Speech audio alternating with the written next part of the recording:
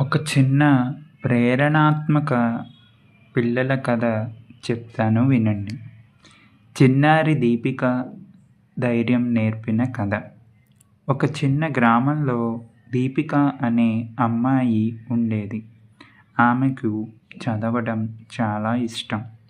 కానీ ఒక సమస్య ఉంది. ఇంగ్లీష్ చదివేటప్పుడు అక్షరాలు కలిసిపోతాయి. అందుకని తరగతిలో పలుమార్లు తప్పులు చేసేది. కొంతమంది పిల్లలు ఆమెను చూసి నవ్వేవారు.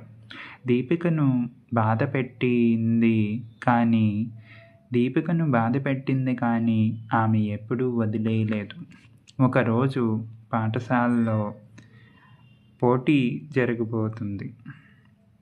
పాల్గొవాలని చాలా ఇష్టపడింది. ఇంట్లోకి వచ్చి అమ్మతో చెప్పింది. అమ్మ చిరునవ్వుతో చెప్పింది, తప్పులు చేస్తే భయపడకూడదు. ప్రతి తప్పే నీకు కొత్త పాఠం నేర్పుతుంది. దీపిక ప్రతిరోజు అద్దం ఎదురుగా నిలబడి ప్రాక్టీస్ చేయడం ప్రారంభించింది. మొదట మాటలు అడ్డం పడ్డాయి. తర్వాత సరిగ్గా రావడం మొదలైంది.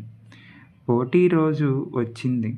స్టేజి మీదకు ఎక్కినప్పుడు కొంచెం భయం వేసిన అమ్మ మాట గుర్తుకు చేసుకుంది. ధైర్యంగా మాట్లాడు.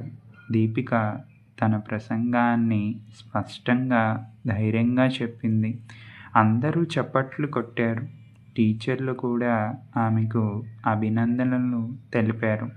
చివరకు ఆమెకు బెస్ట్ కరేజ్ అవార్డు వచ్చింది.